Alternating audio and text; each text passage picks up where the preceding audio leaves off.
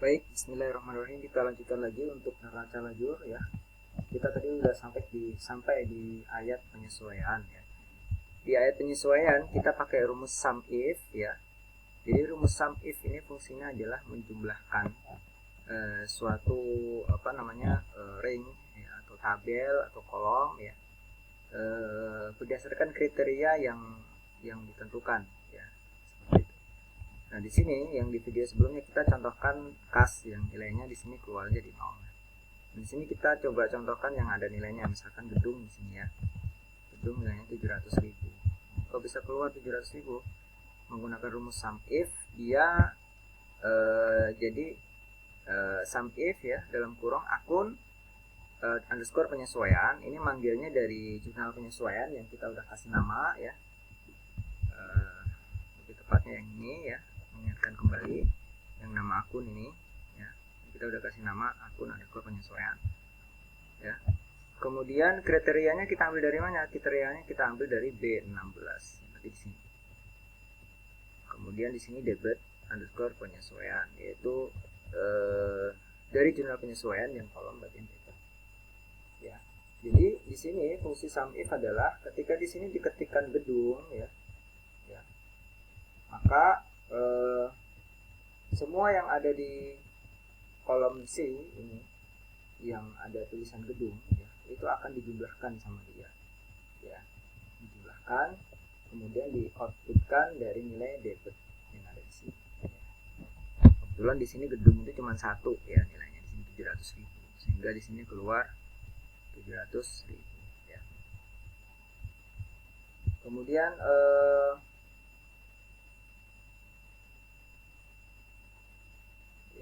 kebetulan di sini nggak ada yang akunnya double ya, sehingga bisa dijadikan contoh. Dia bisa dijumlahkan seperti itu ya, jadi nggak ada masalah ya. Intinya adalah untuk yang ayat penyesuaian nih, silahkan kalian menggunakan rumus sum if ya. Yang di debit sum if akun underscore penyesuaian ya. Kemudian kriteria yang dipanggil di kolom mana, kolom 7. Kemudian outputnya dari mana? Outputnya dari debit underscore penyesuaian.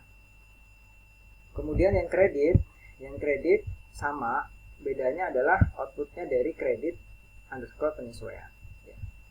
Jadi dari kolom jurnal penyesuaian yang bagian kredit ya. Seperti itu. Nah, ini untuk ayat penyesuaian. Nah, ini silahkan yang bawah di drag aja ya. Kemudian untuk saldo setelah penyesuaian. Saldo setelah penyesuaian ini kan sebenarnya rumusnya neraca saldo dikurangi ayat penyesuaian kan begitu ya. Sehingga di sini untuk memunculkan angka di sini maka ini menggunakan rumus if ya. Kita menggunakan logika if ya, di sini ya. Jadi if C7 ya, C7 itu ini berarti ya, ditambah dengan E7 ya, jika C7 ini ditambah dengan ini ya, itu lebih besar daripada D7 ini ditambah dengan F7 ya. Jika saya ulang, jika C7 ditambah E7 lebih besar daripada D7 ditambah dengan F7 ya, maka rumusnya adalah nah ini, C7 ditambah E7 dikurangi D7 ditambah F7 ya. Jika tidak maka 0 ya. Jadi tuliskan rumus if seperti itu ya untuk di kolom saldo setelah penyesuaian bagian debit. Kalau sudah, silahkan nanti di drag ya, ke bawah. Untuk yang kredit ya, untuk yang kredit itu kebalikannya ya. If dalam kurung D7 ini ya ditambah dengan F7 ya. Jika D7 ditambah dengan F7 lebih besar daripada C7 ditambah dengan E7, nah, jadi kebalikannya ya. Maka rumusnya ya D7 tambah F7 dikurangi C7 ya ditambah E7 ya. Jika tidak maka 0. Nah, logika ini silahkan dituliskan juga di bagian kredit. Kalau udah di enter kemudian di drag ke bawah ya, silahkan di drag ke bawah sampai bagian bawah. Nah, itu untuk mengisi saldo setelah penyesuaian. Nanti dia akan beroperasional akan bekerja sendiri ininya, rumus logika F. Ya, jadi misalkan yang di debit ya, di debit ini dia akan otomatis keluar sendiri ya, menyesuaikan dengan yang ada di nilai yang ada di neraca saldo dan AF. Contoh misalkan ini ya 18262 ya, AF misalnya kredit. Nah, berarti ini rumusnya akan secara otomatis akan mengurangi 18262 dikurangi 300, maka 17960. Jadi di kredit pun juga demikian. Nah, silakan dituliskan. Kemudian yang rugi laba ya. Nah, ini rugi laba ini ada rumus baru ya, pakai fungsi F left ya, left atau kiri ya. Ya, jadi fungsi left ini fungsinya adalah untuk memanggil karakter ya. Itu mulai dari sebelah kiri ya. Jadi misalkan di sini ya, if jika ya left ya A7 ini A7 ya. Ya, jadi left ya sebelah kiri dari A7 itu, kemudian left A7 ya untuk menunjukkan kolomnya, baru ini angka atau nomor dari karakter tersebut. Ya, jadi dia memanggil sebelah kiri nomor berapa. Ya, kalau di sini dia tuliskan 1, dia inputkan 1, maka yang dipanggil itu yang nomor 1 ya. Di sini kan 111 ya, berarti yang dipanggil dia ya 1. Yang paling kiri berarti yang dipanggil ya. Yang paling kiri. Nah, kalau misalkan dia yang ini ya, yang A19 ini, yang paling kiri berarti mana? Yang paling kiri berarti kan yang 2 ya kan. Berarti yang dipanggil berarti yang 2 ini ya kan. Nah, jadi left ya. Jadi rumusnya left ya, A7 ya, kemudian nomor karakternya nomor 1. Nah, kalau ini nomor 2 ya, maka yang dipanggil di sini yang di 3 nomor ini berarti yang tengah ya kan. Yang tengah. Nah, di sini dipanggil nomor 1. Nah, jika left A7 ya titik koma 1 ya lebih besar sama dengan 4 ya, lebih besar sama dengan 4 ya, jadi ini harus dikasih titik koma ya, ini harus dikasih titik koma ya, untuk menunjukkan bahwa 4 dalam hal ini tuh bukan ini ya. Artinya 4 dalam hal ini itu adalah 4 yang angka yang dipanggil di karakternya gitu ya. Jadi jika lebih besar sama dengan 4 ya, maka titik koma G7. Nah, G7 itu berarti ini ya. Jika tidak maka 0. Pertanyaannya kenapa harus 4 lebih besar dari sama dengan 4 ya. Karena untuk yang rugi laba ya, untuk yang rugi laba ini kan yang masuk di bagian rugi laba itu kan hanya akun-akun yang lebih besar dari sama dengan 4, yang angka paling kirinya lebih besar daripada sama dengan 4 ya. Seperti contoh nah di sini. Nah, ini kan yang paling kiri kan 4 ya. Nah, ini berarti ini masuk kriteria 4, 11, 4, 21, 5, 1 sampai ke bawah sampai 6 ini berarti masuk kriteria untuk bisa terinput di bagian rugi laba ya. Sehingga kalau kita lihat di sini ya, nanti kalau rumusnya udah dituliskan terus di drag ke bawah, maka mulai dari sini ya, mulai dari 4 ini sampai 6 ya, itu angkanya masuk di bagian rugi laba ya.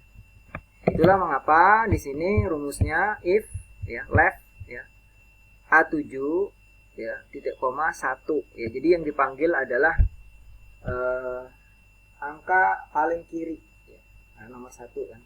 Nah, jika angka paling kirinya itu lebih besar dari sama dengan 4 ya, maka langsung dia manggil ke G7 ini. Jadi kolom G. Jadi maksudnya kolom G-nya ini langsung dimasukkan di rugi laba. Jadi nanti silakan diketikkan seperti itu ya, di kolom debit seperti itu. Kemudian di kolom kredit juga seperti itu ya. bedanya hanya ini H7 ya, H7, jadi saldo setelah penyesuaian yang bagian kredit. Jadi di rugi laba ini kan memang harus dipisahkan ya, mana yang masuk rugi laba, mana masuk neraca kan. Ya, jadi silahkan diketikkan seperti itu. Ya. Kemudian yang di neraca ya terakhir ini ya. Sama juga left ya, left A7 ya, kemudian dipanggil angka yang paling kirinya. Nah, jika angka yang paling kirinya itu kurang dari sama dengan 3, maka panggil angka yang ada di kolom G-nya, gitu, yang bagian debit. Kenapa harus kurang dari sama dengan 3? Kita tahu bahwa akun yang masuk neraca itu adalah akun yang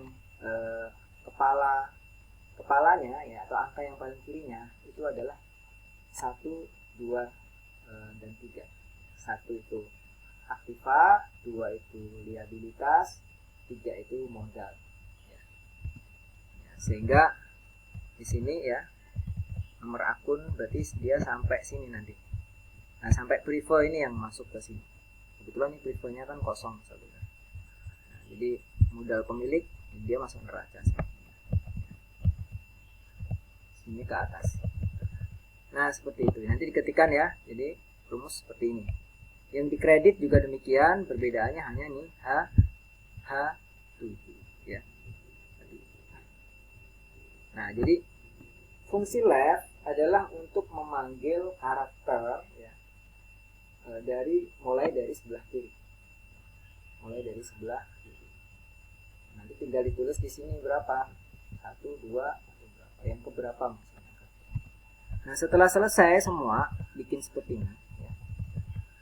Yang bawah silahkan di sum ya, sum semua di sum ya, di total. Kemudian yang sebelah sini ya, ini silahkan ya dikurang aja ya, ini kurang ini ya, ini juga sama, ini kurang ini, jadi L34 kurangi K34, L34 ini ya kurangi K34, jadi yang paling besar dikurangi yang paling kecil, tempatkan situ. Nah, ini pasti sama nilainya ya. Ini nilainya pasti sama. Kemudian di sini melihat apakah dia laba atau rugi. Rumusnya bagaimana? Rumusnya berarti di sini tuliskan if ya jika J34 lebih besar daripada I34 ya, berarti ini ya. Yang ini.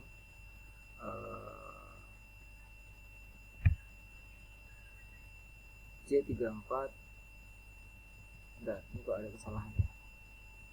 J34 lebih besar daripada I34. Ah, ini. Jadi dia mengambil dari yang sumnya rugi laba ini ya, kolom bagian rugi laba. Nah, jika J34 yang rugi laba bagian kredit ini lebih besar daripada I34, maka dia ya ini ya, J34 lebih besar dari I34, maka dia laba ya. Jika tidak, maka rugi. Sehingga secara otomatis nanti akan keluar. Dan jangan lupa dikasih tanda petik 2 di sini ya, sebagai pengurung ya, supaya nilainya yang keluar ya kata-kata laba sama kata-kata rugi seperti itu kan ya. Silakan ditulis ini ya. Nah, di sini ya contoh ya, misalkan di sini yang kredit ini lebih besar, misalkan 5 juta, maka secara otomatis ini akan berubah jadi laba ya. Nah, kebetulan di sini kan yang kredit ini lebih kecil ya di kolom rugi laba daripada yang debit ya, sehingga dia rugi. Nanti akan ketahuan ketika membuat laporan keuangan ya, maka dia akan ketahuan oh ternyata ruginya sebesar 2.804.000 ya. Silakan ini dipraktekkan ya sampai neraca lajur ya. Nanti dikumpulkan lagi, waktunya seperti biasa sampai 5:30 ya, sampai 5:30. Insya Allah pekan depan nanti kita coba membuat laporan keuangan.